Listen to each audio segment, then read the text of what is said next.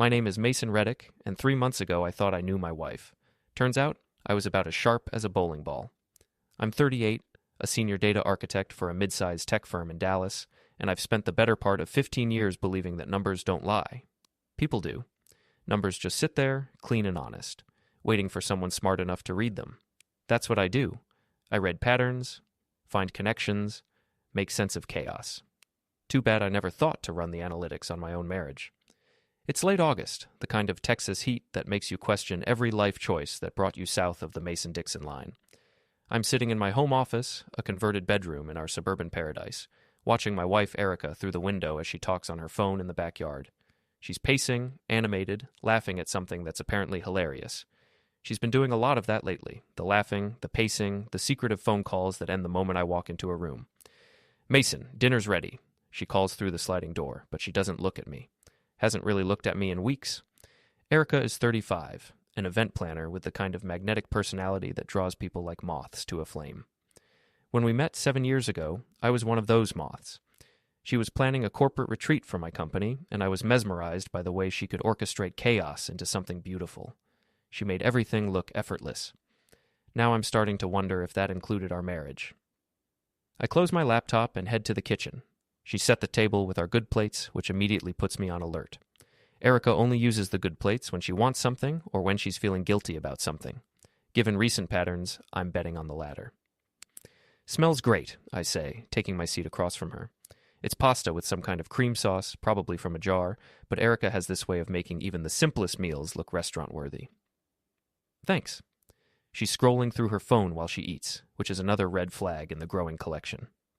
"Oh, I forgot to mention, I'm going out with Haley and Sierra tomorrow night. Girls' night." Before we dive deeper into this story, I have one small request. Please subscribe, drop a like, comment, and hit that hype button to boost this channel so more people can discover these incredible Reddit stories. Haley and Sierra are Erica's best friends, or at least that's what they call themselves. Haley is an Instagram influencer with about 12,000 followers and the attention span of a goldfish. Sierra works in marketing and has opinions about everything, most of them wrong. Together, they form a trio of suburban drama that would make reality TV producers weep with joy. "Another one?" I ask, trying to keep my tone neutral. "Seems like you've had a lot of those lately." She looks up from her phone, and for just a second, I catch something in her expression. Annoyance, maybe, or guilt.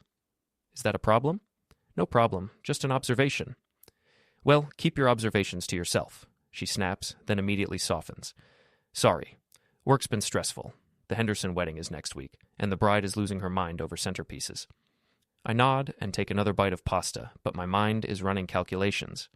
3 girls' nights in the past 2 weeks. 4 work emergencies that kept her out past midnight. 2 mysterious phone calls that ended when I entered the room. And yesterday, I found a receipt in her purse for a restaurant I've never been to, dated on a night she claimed to be working late. The data doesn't add up. After dinner, I retreat to my office while Erica settles in front of the TV. Through the thin walls of our house, I can hear her on the phone again, her voice low and conspiratorial. I catch fragments. "Can't wait." And "he has no idea." But nothing concrete enough to confront her about. That's the thing about being married to someone for 7 years. You develop a sixth sense about their patterns, their moods, their tells. And right now, all of Erica's tells are screaming that something is wrong. My phone buzzes with a text from Tyler Givens, my best friend since college and the only person who's ever been able to out-sarcasm me. Ty owns a bar called The Broken Spoke in Deep Ellum, and he has a talent for reading people that would make a psychologist jealous. "Beer? You sound like you need one." I haven't even talked to him today, but somehow he knows. That's Ty for you. Rain check. Domestic surveillance in progress. That bad? Getting worse. 3 dots appear, then disappear, then appear again. Finally. When you're ready to stop playing detective and start playing offense, call me.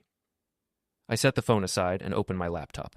If there's one thing 15 years in data analysis has taught me, it's that the truth is always hiding in the patterns. You just have to know where to look. I start with our joint checking account. Nothing unusual there. Erica's spending habits are consistent with her normal patterns. But when I dig into her credit card statements, things get interesting.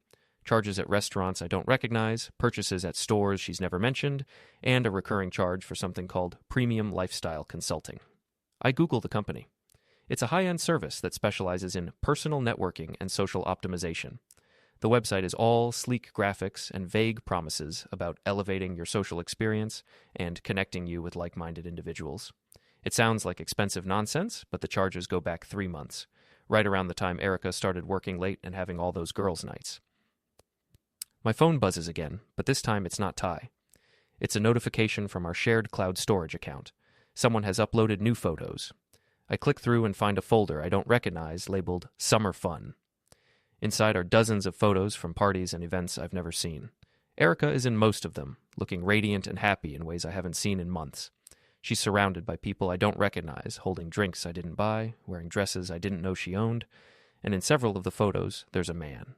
He's tall, probably my age, with the kind of carefully styled hair that costs more than my monthly car payment. He's wearing expensive clothes and the kind of confident smile that comes from never having to worry about money. In one photo, his hand is on Erica's waist. In another, they're laughing at some private joke. In the last photo, they're kissing. I stare at the screen for a long moment, waiting for anger or hurt or some kind of emotional response. Instead, I feel something unexpected. Relief. Finally, the data makes sense. I scroll through the metadata on the photos. They were taken over the past 6 weeks at various locations around Dallas. Upscale bars, private parties, a rooftop pool that probably costs more per night than I make in a week. The most recent photos are from 3 days ago, which means Erica wasn't working late on Tuesday. She was with him. I close the laptop and lean back in my chair. Through the wall, I can still hear Erica's voice, low and intimate. Now I know who she's talking to. The smart thing would be to confront her, ask for an explanation, try to work things out like mature adults. But I'm not feeling particularly mature right now. Instead, I'm thinking about a conversation we had 3 months ago, right around the time those credit card charges started. Erica had been dropping hints about wanting access to our finances, suggesting that it would be easier if she had my banking passwords. "If you loved me, you'd trust me with everything," she'd said. My response had been immediate and honest. "You're right. I don't love you enough for that." She'd been furious, accused me of not trusting her, of treating her like a child. We'd fought for hours, and she'd slept in the guest room for a week. I thought we'd worked through it, but now I'm wondering if that was the moment she decided to find someone who would give her what she wanted. My phone rings, startling me out of my thoughts. It's my mother, June, calling from her retirement community in Austin. Mom is a retired nurse with a talent for calling at exactly the wrong moment and an opinion about everything. "Mason, honey, how are you? You sound tired." "I'm fine, Mom. Just working." "You work too much. When's the last time you and Erica took a vacation?" The question hits harder than it should. "We've been busy." "We'll make time. Marriage requires maintenance just like everything else. You can't just set it and forget it." If only she knew how much maintenance my marriage was currently requiring. "I'll keep that in mind, Mom." "Good. Oh, and tell Erica I said hello. I haven't talked to her in weeks." That makes 2 of us.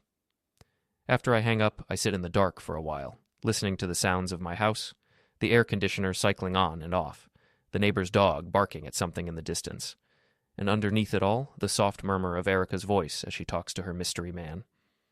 I think about the photos, about the lies, about the careful way she's been managing her double life. It's actually impressive, in a sociopathic kind of way. She's been playing a long game, keeping me in the dark while she explores her options. The question is, what am I going to do about it?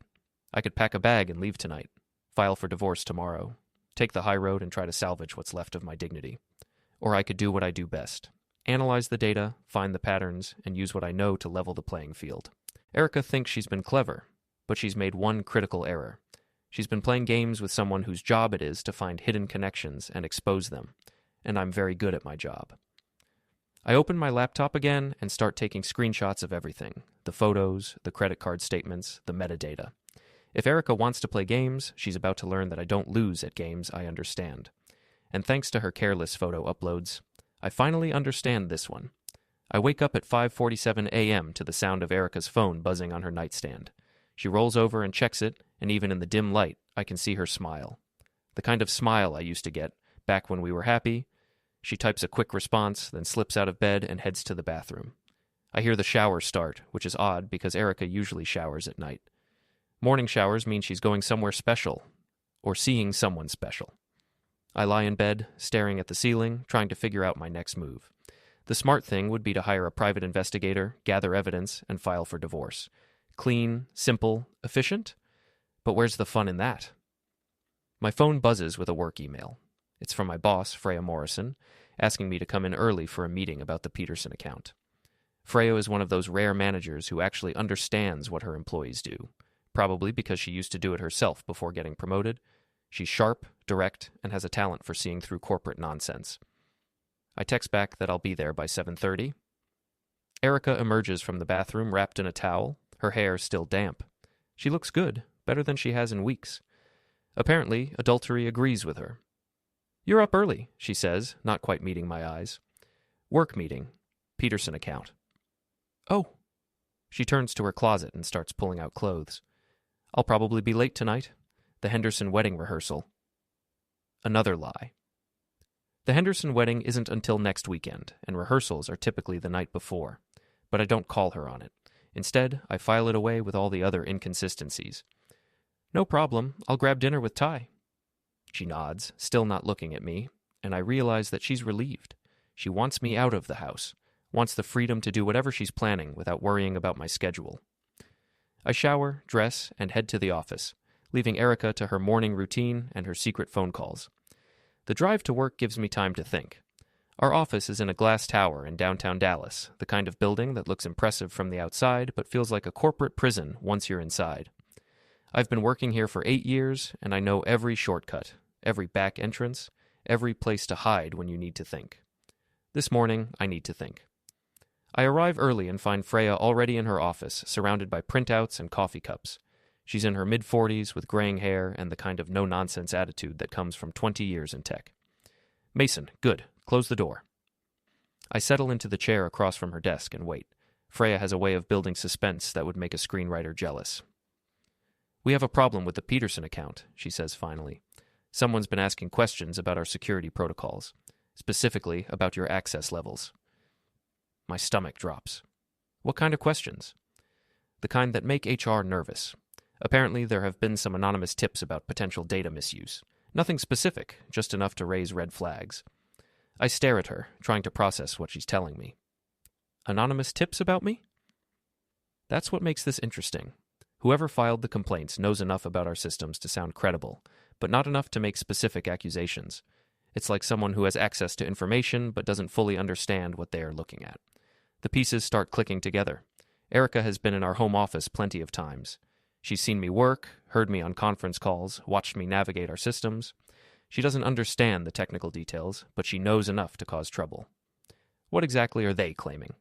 Freya slides a folder across the desk. Unauthorized access to client data, potential security breaches, inappropriate use of company resources. It's all very vague, but it's enough to trigger an investigation. I flip through the documents, recognizing the corporate speak of a witch hunt in progress. Someone has painted a target on my back, and they're using my own expertise against me. "This is garbage," I say. "Every access I've made is logged and authorized. My work is clean." "I know that. You know that.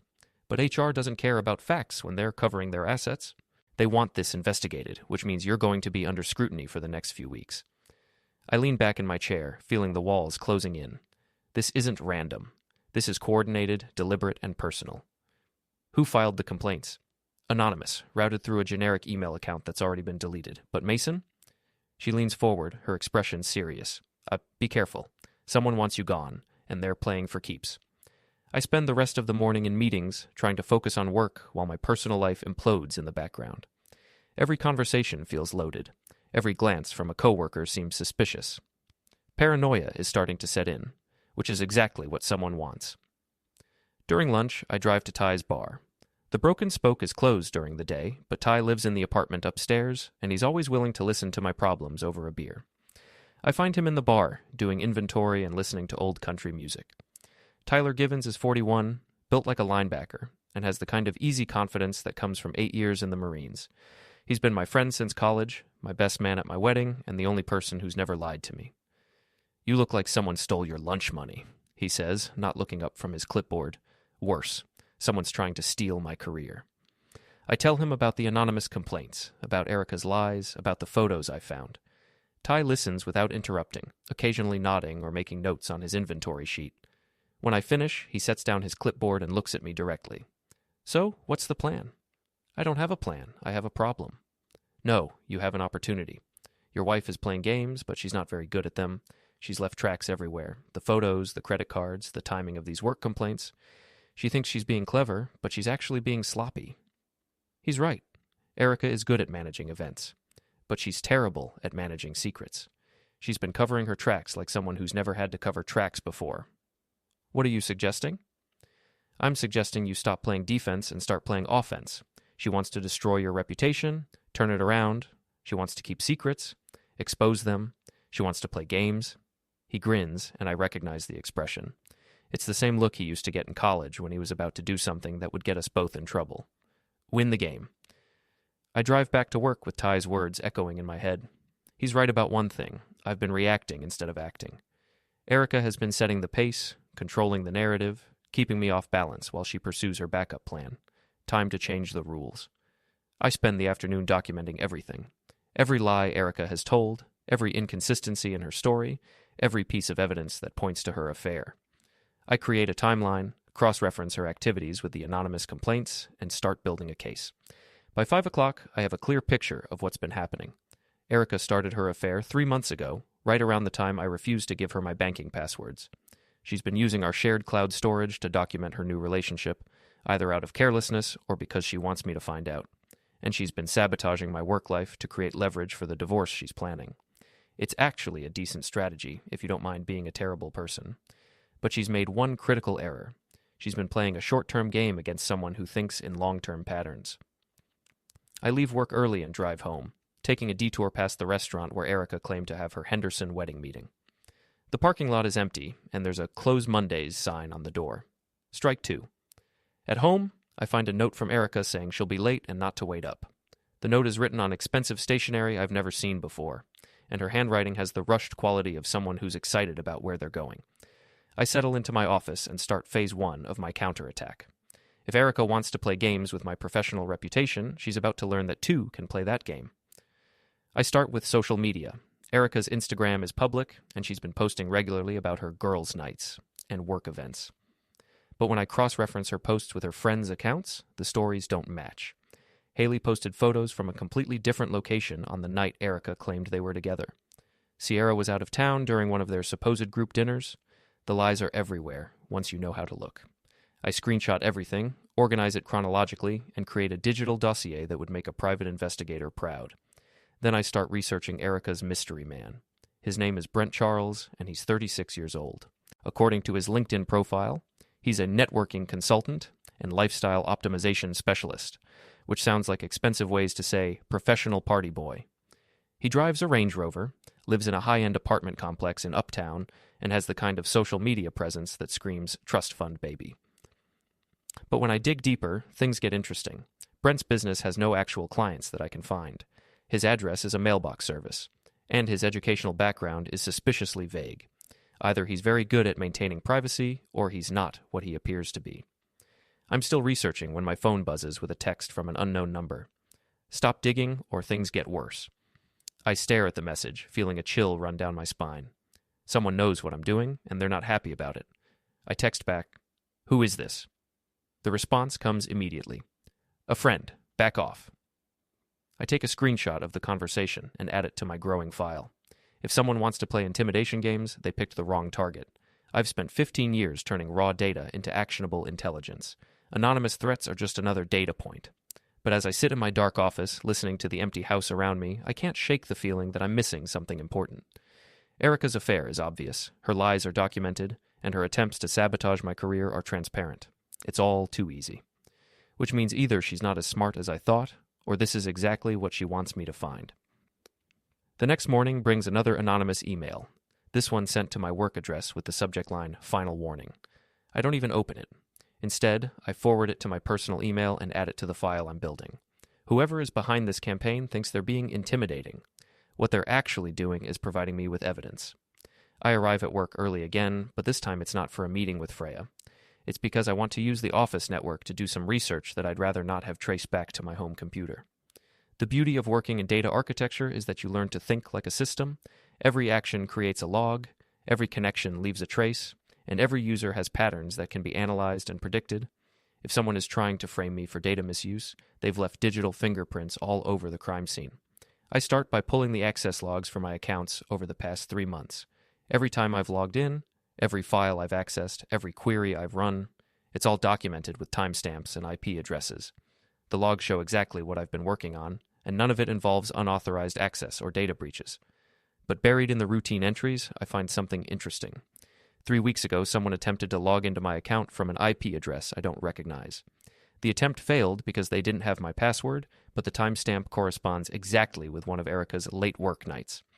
I trace the IP address and find that it belongs to a coffee shop in uptown Dallas, about 2 blocks from Brent Charles's apartment building.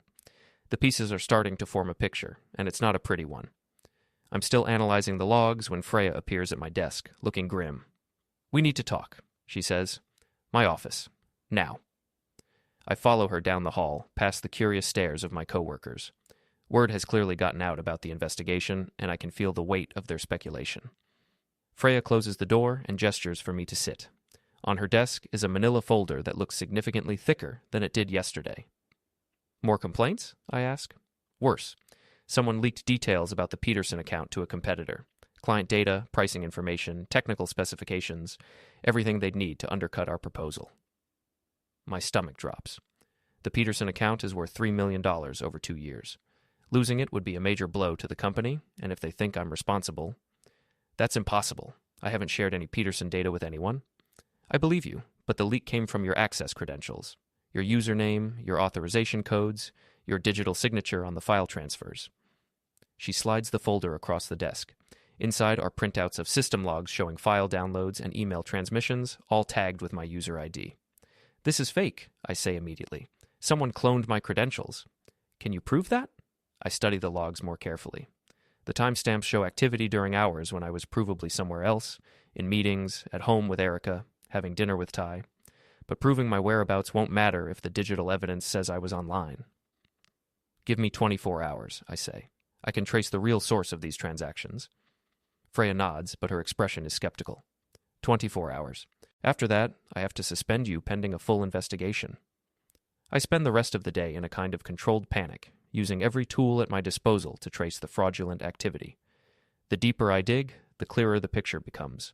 Someone with access to my personal information has been systematically building a case against me, using my own credentials to create a trail of evidence that leads directly to corporate espionage. It's sophisticated, well-planned, and absolutely devastating. By 5 o'clock, I have a theory about how it was done, but I need more information to prove it. I drive home with my mind racing, trying to figure out my next move. I find Erica in the kitchen, preparing what looks like a celebratory dinner. She's opened a bottle of wine, expensive wine, not the usual stuff we keep around, and she's wearing a dress I've never seen before. "You're in a good mood," I observe. "Just a good day, I guess." She doesn't look at me when she says it, which confirms my suspicions. "Anything special happen?" "Not really, just work stuff." I nod and head to my office, leaving her to her preparations. Whatever she's celebrating, I have a feeling it has to do with my impending professional destruction. I settle at my computer and start phase 2 of my investigation.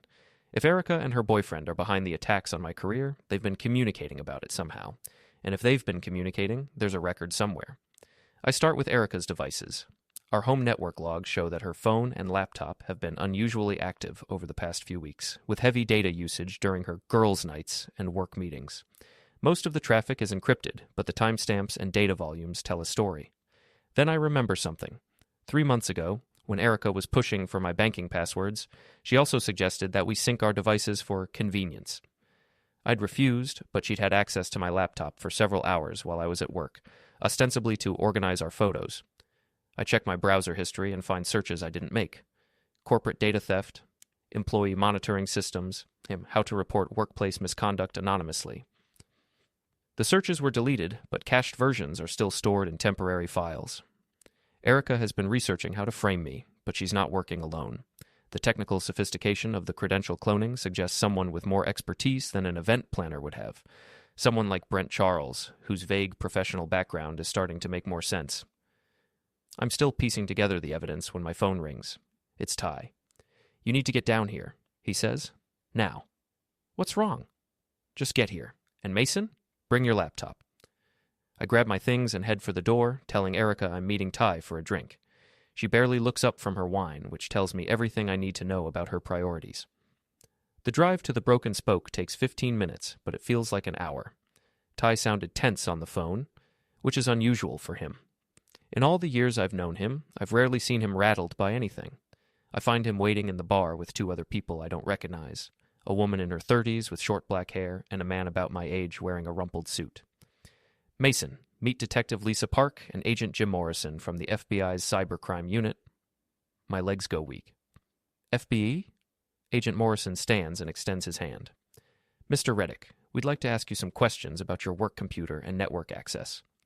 I look at Ty, who shrugs apologetically. They came here looking for you.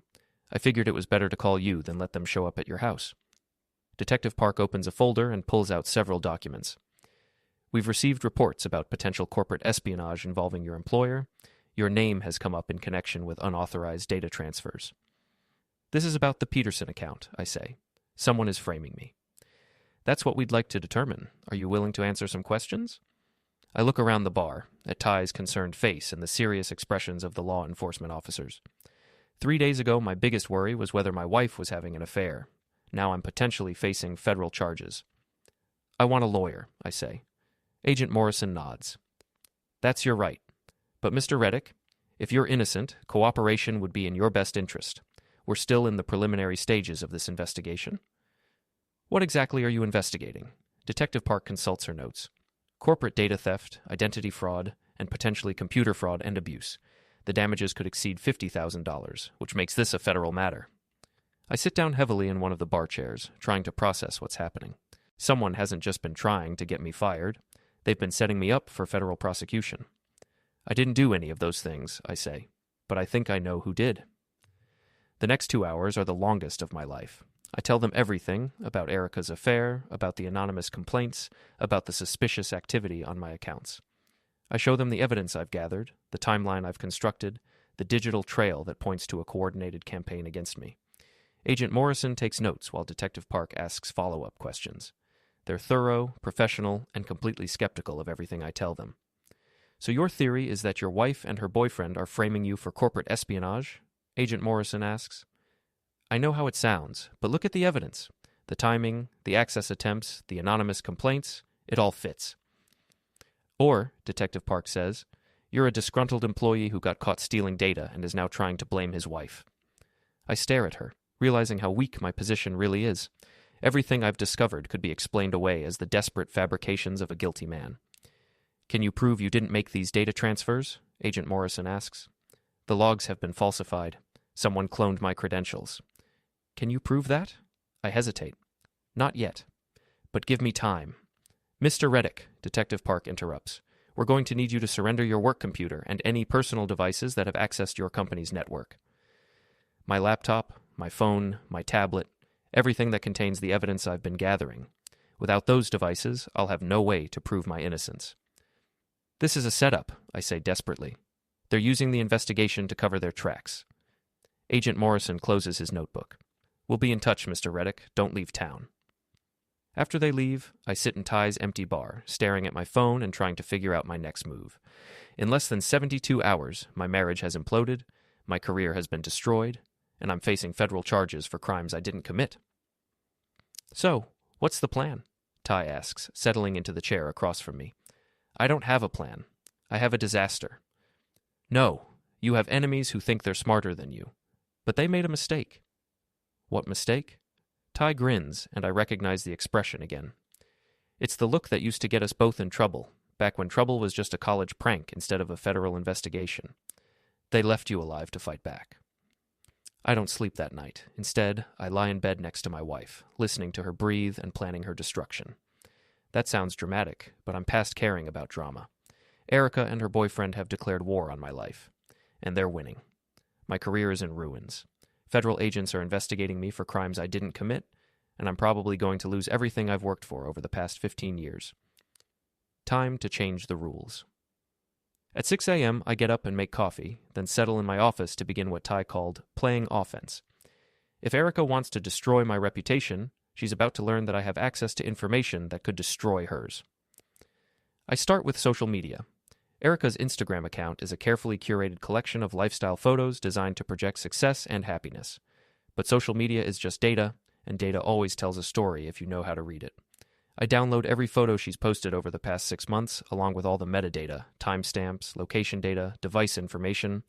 Then I cross-reference her posts with her claimed activities, her credit card statements, and her text messages. The picture that emerges is devastating.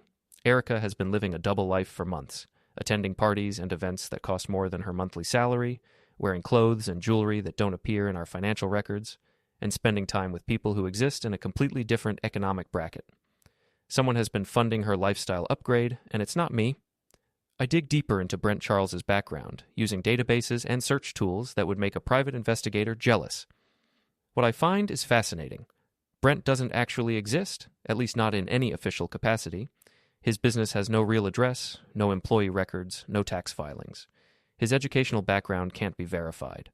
His social media presence goes back only 18 months, which suggests either a very late start to the digital age or a carefully constructed fake identity. But fake identities leave traces, especially when they are created by amateurs. I find inconsistencies in his story, gaps in his timeline, and digital fingerprints that point to his real identity. Brent Charles is actually Brian Kowalski, a 34-year-old from Phoenix with a criminal record that includes fraud, identity theft, and computer crimes. He's been using the Brent Charles persona to infiltrate Dallas social circles, targeting wealthy women for financial scams. And my wife is his latest mark. The irony is almost funny. Erica thinks she's trading up for a richer, more exciting life, but she's actually being conned by a professional criminal. The expensive lifestyle, the exclusive parties, the luxury apartment, it's all funded by other victims of Brent's scams. But here's the interesting part. Based on the timeline and the evidence I've gathered, I don't think Erica is just a victim. I think she's a willing participant. The anonymous complaints against me started appearing right after Erica met Brent. The attempts to access my work accounts coincided with their dates, and the sophisticated nature of the framing operation suggests that Erica has been providing inside information about my job, my passwords, and my personal habits. She's not just cheating on me, she's helping a career criminal destroy my life. I spend the morning documenting everything, building a case that would make a prosecutor weep with joy. By noon, I have enough evidence to send both Erica and Brent to prison for several years. But I don't call the police. Not yet. Instead, I call Ty. I need your help with something, I tell him. Something that might get us both in trouble. What kind of trouble? The kind that involves breaking and entering, computer hacking, and possibly assault. There's a pause. I'll be right over. Ty arrives 30 minutes later, looking like he's ready for war. He's wearing dark clothes, military-style boots, and a grin that would terrify a Marine drill instructor. So what's the plan? He asks. I show him everything I've discovered about Brent and Erica, all the evidence of their conspiracy against me. Ty studies the documents with the focus of someone who's used to analyzing intelligence reports. This is good, he says finally, but it's not enough. What do you mean? You can prove they're criminals, but you can't prove they framed you specifically. A good lawyer could argue that the work stuff is unrelated to the personal stuff. He's right. I have two separate cases, Brent's identity fraud and the corporate espionage, but I can't definitively connect them. We need to catch them in the act, Ty continues. Get them to admit what they've done, preferably on camera. How? Ty's grin gets wider. Leave that to me. But first we need to pay Mr. Charles a visit. Brent's apartment building is one of those glass and steel monuments to urban living that charge $3,000 a month for the privilege of living in a concrete box. The kind of place that attracts people who value appearance over substance. Perfect for a con artist. We park across the street and watch the building for an hour, learning the patterns of the doorman, the security cameras, and the resident traffic. Ty has a talent for surveillance that comes from his military training, and he spots details I would have missed. There, he says, pointing to a service entrance on the side of the building. Delivery trucks use that door, and it's not covered by the main security system. How do you know that? Because I used to install security systems before I bought the bar. That's a retrofit camera, probably added after the original system was installed. It covers the door, but not the approach. We wait until late afternoon, when the building's activity is at its peak. Delivery trucks, residents coming home from work, visitors arriving for evening plans, enough chaos to provide cover for our infiltration. Ty produces a set of tools that would make a burglar jealous and has the service door open in less than 30 seconds. We slip inside and take the service elevator to the 15th floor where Brent's apartment is located. The hallway is empty, lined with identical doors that probably lead to identical overpriced boxes. Brent's apartment is at the end of the hall, corner unit, which means better views and higher rent. Ty examines the door lock and shakes his head. This is going to take a while. Keep watch.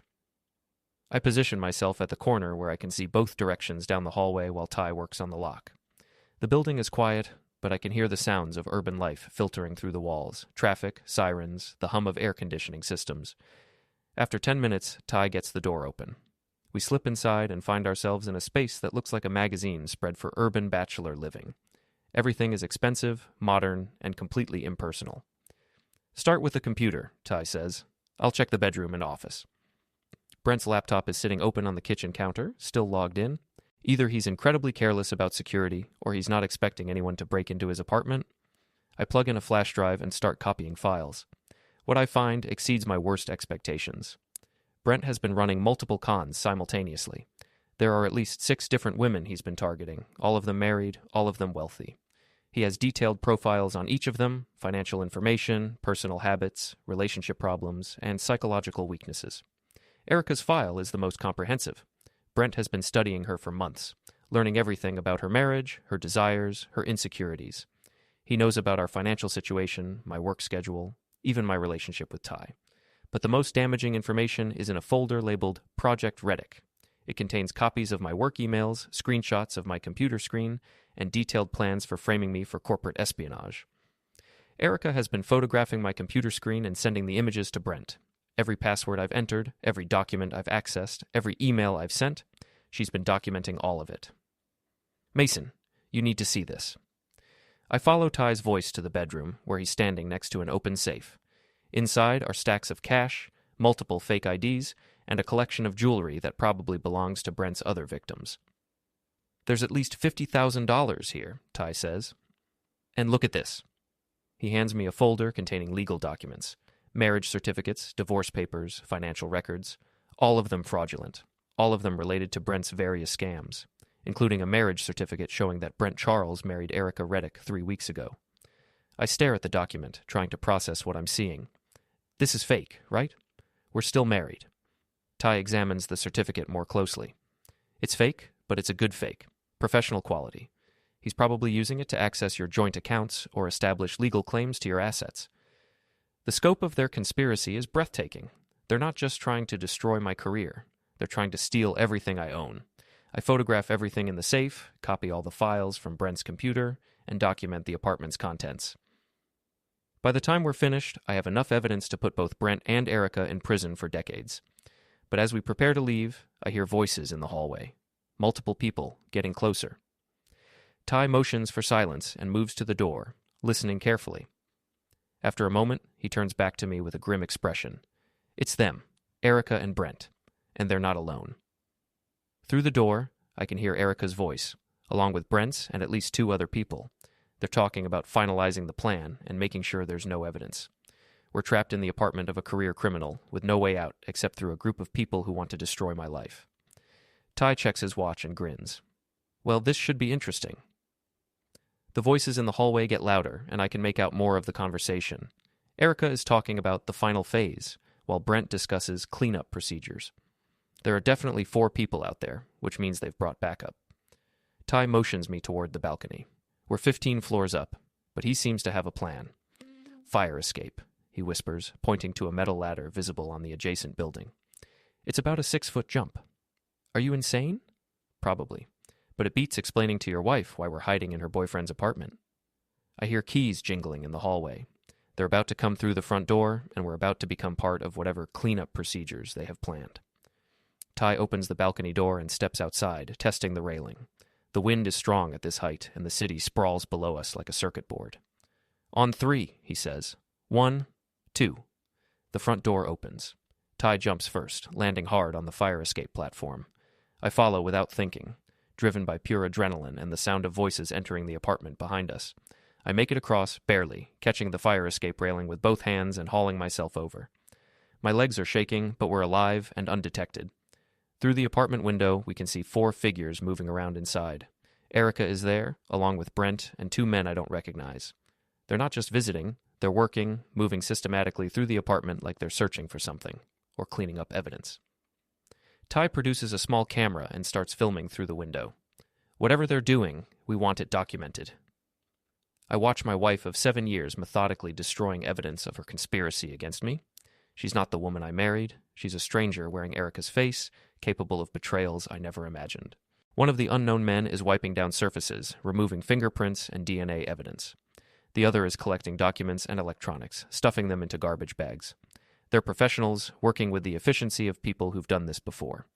Brent is directing the operation, pointing out specific items and locations. He's clearly in charge, which confirms my theory about Erica being a willing participant rather than just a victim. After 20 minutes, they finish their work and prepare to leave. But as they head toward the door, Brent stops and says something that makes my heart stop. "What about the husband?" I can't hear Erica's response, but her body language is clear. She makes a slashing gesture across her throat. They're not just planning to frame me, they're planning to eliminate me. Ty sees it too, and his expression turns dangerous. "We need to get out of here, now." We climb down the fire escape as quickly and quietly as possible, reaching the alley behind the building just as Brent's group exits through the front entrance. From our position, we can see them loading bags into a black SUV. "Follow them?" I ask. "No, we already know where they're going." "Where?" "Your house. If they're planning to eliminate you, they'll want to do it somewhere that supports their narrative. Make it look like a suicide or an accident." The drive home takes forever, even though Ty ignores every speed limit and traffic law in Dallas County. My mind is racing, trying to process everything we've discovered and figure out our next move. "We have to call the police," I say. "With what?"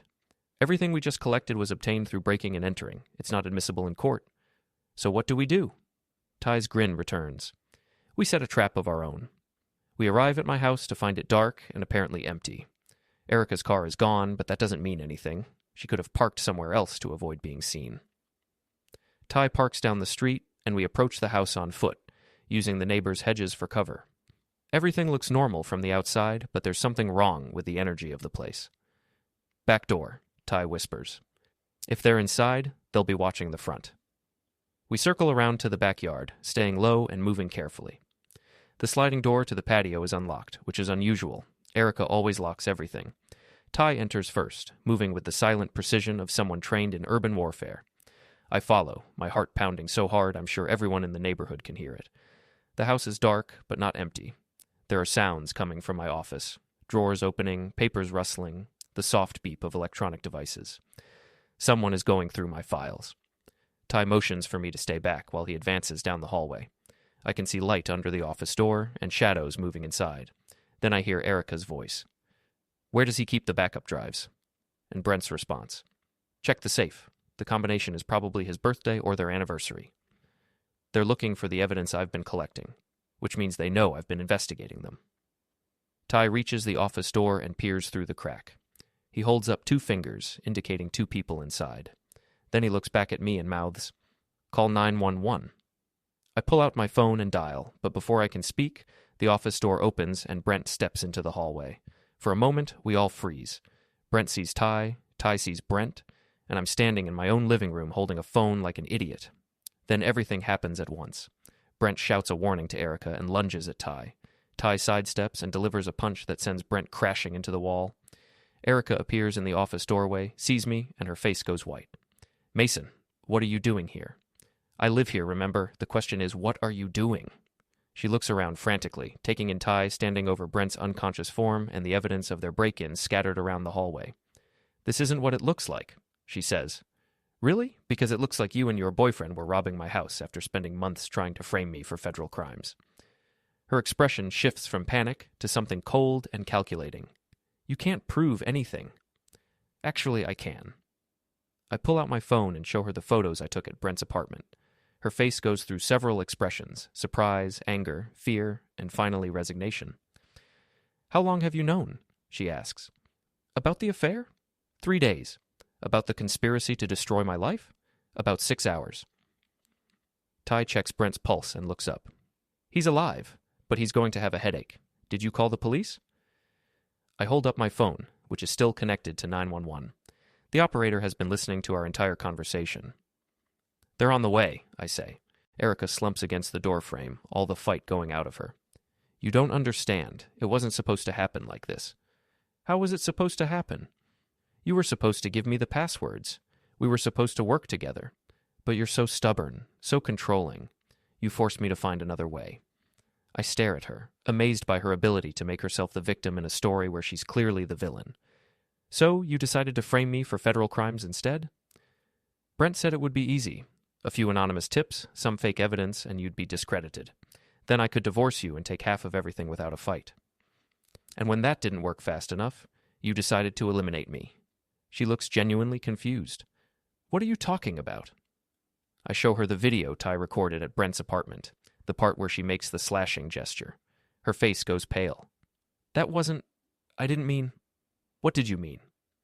She doesn't answer, but she doesn't have to. The sirens are getting closer, and our conversation is almost over.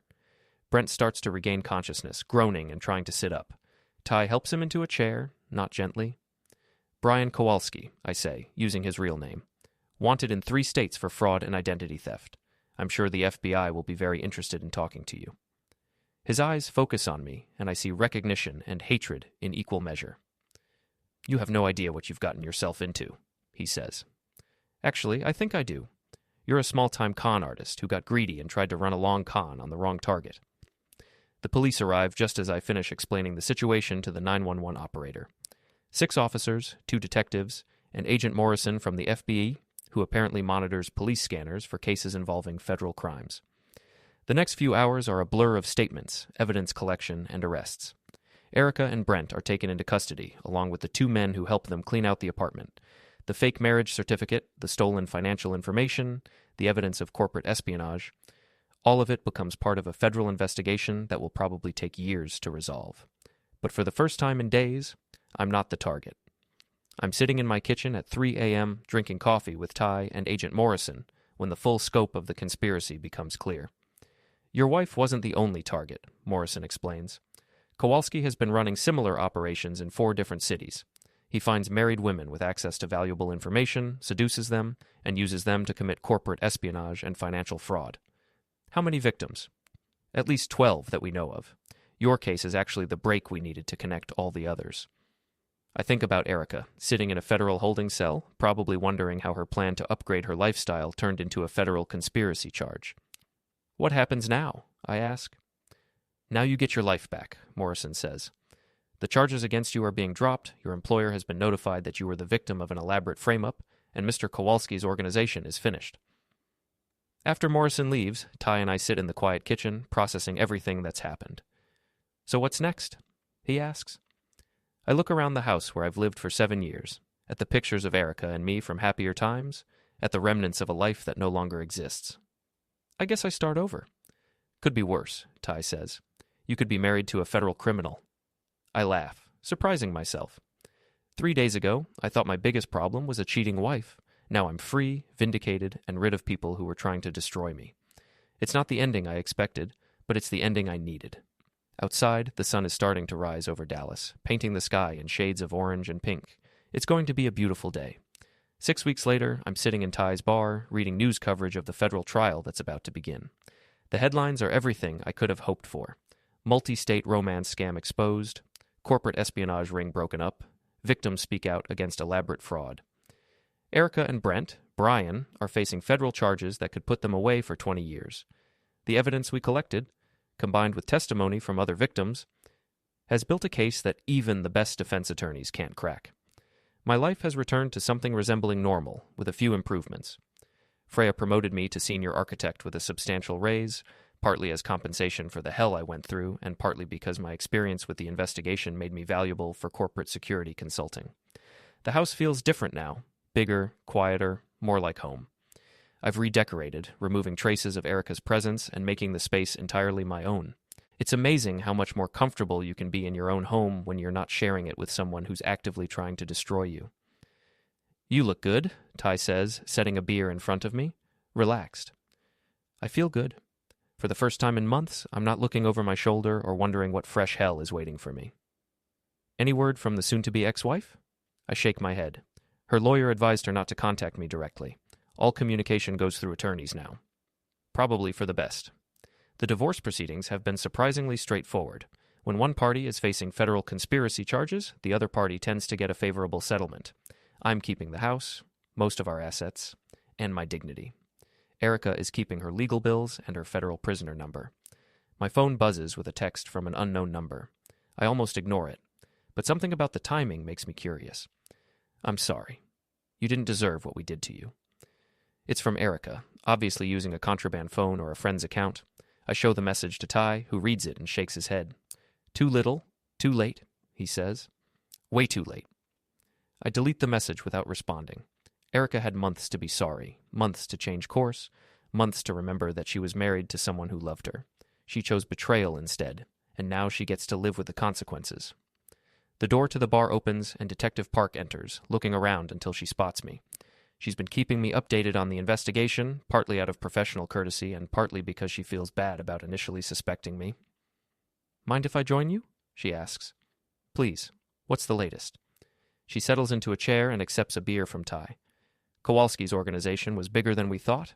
We've identified victims in 6 states, and the total damages are approaching $2 million. What about the other women, the ones like Erica? Mixed bag. Some were victims who got manipulated into helping. Others were willing participants who knew exactly what they were doing. Your wife falls into the second category. I nod, not surprised.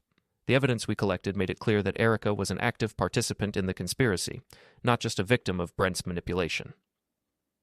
The trial starts next week, Park continues. You'll probably be called to testify. I'm ready. Good, because your testimony is going to be crucial for establishing the timeline and the scope of the conspiracy. After Park leaves, I sit with Ty, thinking about the strange turns my life has taken over the past 2 months. In some ways, the whole experience has been liberating. I've learned that I'm stronger than I thought, more resilient, and capable of fighting back when pushed too far. So what's next? Ty asks. Now that the excitement is over? I'm thinking about traveling. Maybe taking that vacation to Europe I've been putting off for years. Alone? For now. I'm not exactly ready to trust anyone with my banking passwords yet. Ty laughs. Fair enough, but don't let this experience make you cynical about relationships. Not everyone is a sociopathic criminal. I know, but I'm going to be a lot more careful about who I let into my life. We sit in comfortable silence for a while, watching the evening crowd filter into the bar. It's a Tuesday night, so it's mostly regulars, people who come to the Broken Spoke for the atmosphere rather than the party scene. My phone rings, and I see that it's my mother. I consider letting it go to voicemail, but she's been worried about me since the news of the arrests broke. Hi, Mom. Mason, honey, how are you holding up? I'm fine. Better than fine, actually. I saw the news about Erica. I can't believe she would do something like that. Neither could I, until she did it. It's been a learning experience. Well, I hope you know that your father and I are proud of how you handled everything. Not everyone would have been strong enough to fight back like you did.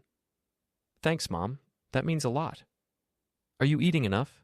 You looked thin in that newspaper photo. I smile, grateful for the return to normal maternal concerns.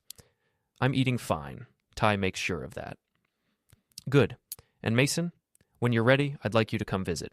Maybe bring Tyler with you. It's been too long since I've seen both of you. I'll think about it. After I hang up, Ty raises his beer in a mock toast. To surviving federal investigations and overprotective mothers. To friends who help you break into apartments and jump between buildings. To new beginnings. We drink to that, and I realize that he's right. This isn't the end of my story. It's the beginning of a new chapter, one where I'm not looking over my shoulder, not wondering what my wife is really doing, not waiting for the other shoe to drop. For the first time in months, the future feels full of possibilities instead of threats. The bar is getting crowded now, filling up with people who are looking for connection, conversation, and a break from their daily routines. I watch them interact, laugh, argue, and flirt, and I feel a sense of optimism that's been missing from my life for too long. Maybe Ty is right. Maybe I shouldn't let Erica's betrayal make me cynical about relationships.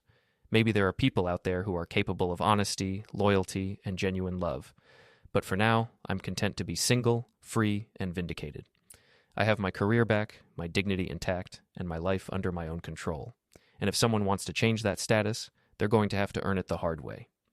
Because I'm done with people who think they can play games with my life. The next person who tries to manipulate me is going to discover that I've learned how to fight back, and I'm very good at it. But tonight, I'm just going to sit in my friend's bar, drink good beer, and enjoy the simple pleasure of being alive and free in a world full of possibilities. It's not the ending I expected when this all started, but it's the ending I deserved. And sometimes that's enough.